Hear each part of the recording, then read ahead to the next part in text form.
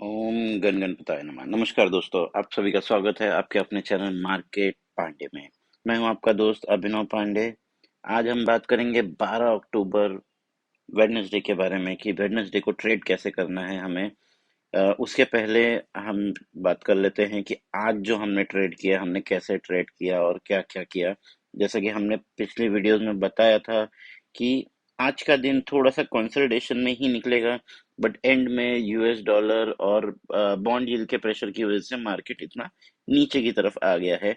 Mostly market में आज sellers से ज्यादा बायर्स हावी थे, और end of the day buyers काफी एग्जिट कर दिया अपनी पोजीशंस एंड ऑल।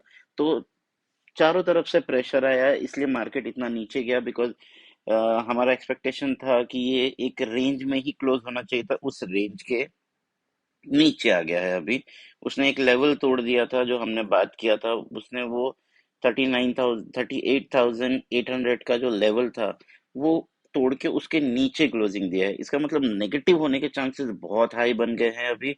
यहाँ से जो है मैं नीचे की तरफ मूवमेंट देखता हूँ।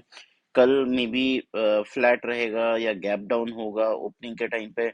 तो अगर गैप डाउन होता है और ये नीचे की तरफ आता है, नीचे एज एन 38,500 520 का जो रेंज है उसके नीचे खुलता है, उसको टेस्ट करता है और फिर उसके बाद गिरना शुरू होता है, तो श्योर शॉट हम लोग पुट की तरफ पोजीशन बनाएंगे और हम उसको पूरा दिन कैरी करने की कोशिश करेंगे। बिकॉज यहाँ पे मुझे रिवर्सल बहुत कम दिख रहे हैं कि किसी भी लेवल से इतना स्ट्रांग लेवल नहीं दिख रहा है मुझे जहाँ से रिवर्स हो सके।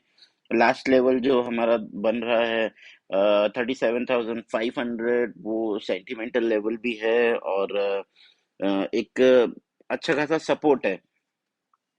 वो वहां तक आने के चांसेस मुझे बहुत हाई दिख रहे हैं। बट बोल नहीं सकते मार्केट में, अगर गवर्नमेंट ने कुछ इंटरवीन किया, जैसे डॉलर बढ़ता जा रहा है उसके लिए अगर गवर्नमेंट ने कोई स्टेप्स उठाया, आरबीआई की तरफ से कोई गाइडलाइन आ गई है रात को या फिर कल सुबह मार्केट खुलने के पहले, तो टेबल्स टर्न भी हो सकते हैं। तो पहले हम बात करेंगे, अगर हम पुट लेंगे तो हम पुट कैसे पोजीशन कैसे लेंगे और कैसे उसे कैरी करेंगे। अगर हम पुट लेते हैं, मान लीजिए 38,500 के नीचे मार्केट खुलता है, 38,500 को 38,500 को टेस्ट करता है और फिर वहां से गिरता है, तो हम 38,500 का है स्टॉप लॉस लगा के वहां से हम एक पुट कैरी करेंगे। जो हम हमारा पहला टारगेट जो है वो है 37,950, दूसरा टारगेट होगा 37,750 का। तो ये हमारे दो टारगेट होंगे। ये काफी बड़े बड़े टारगेट है, ऐसे देखने में छोटे लग रहे हैं बट नंबर वाइज काफी बड़े बड़े टारगेट है।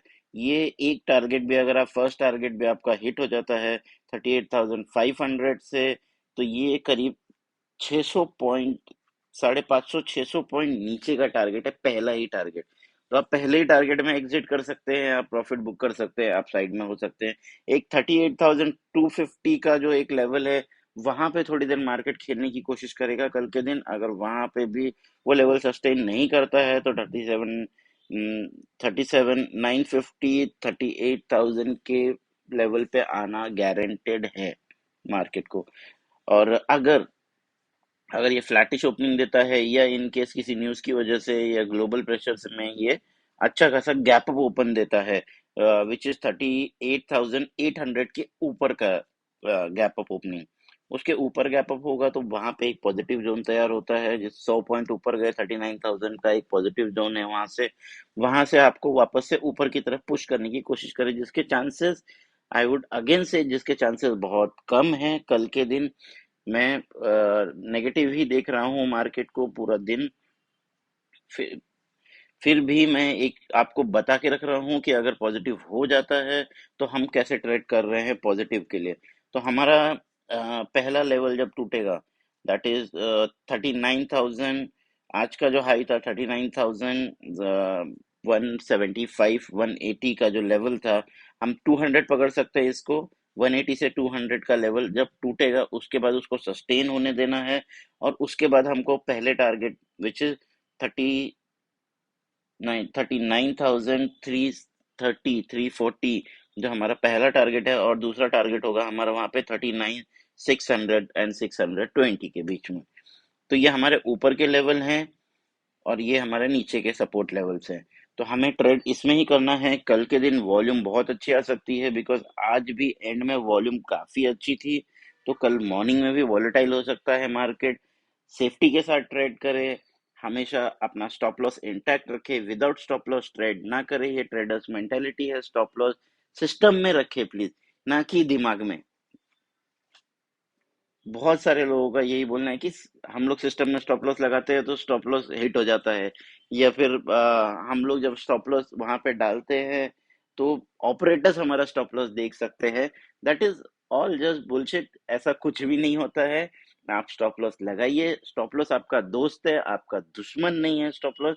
बिकॉज स्टॉप लॉस आपको और ज्यादा लॉस होने से बचाता है। वो थोड़े से लॉस में आपको काट देता है।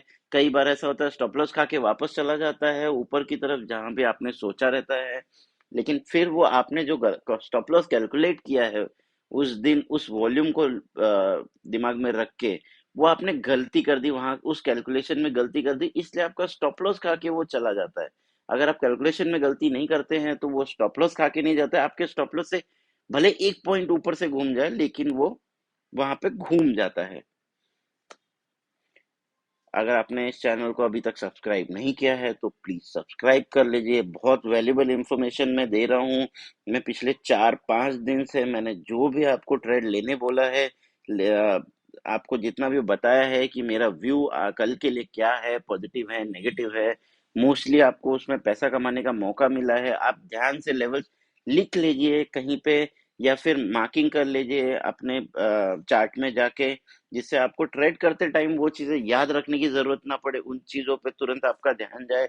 उसके हिसाब से आप ट्रेड कर सकते हैं और उसमें आप प्रॉफिट कमा सकते हैं। मेरा मेन ये है कि आप प्रॉफिट कमाइए उसमें से। आप प्रॉफिट कमाइए और ज्यादा से ज्यादा लोगों को शेयर कीजिए। इस चैनल की लिंक ज्यादा से ज्यादा लोगों को शेयर कीजिए, जिससे बहुत सारे लोग प्रॉफिट कमा सकें। Thank you so much.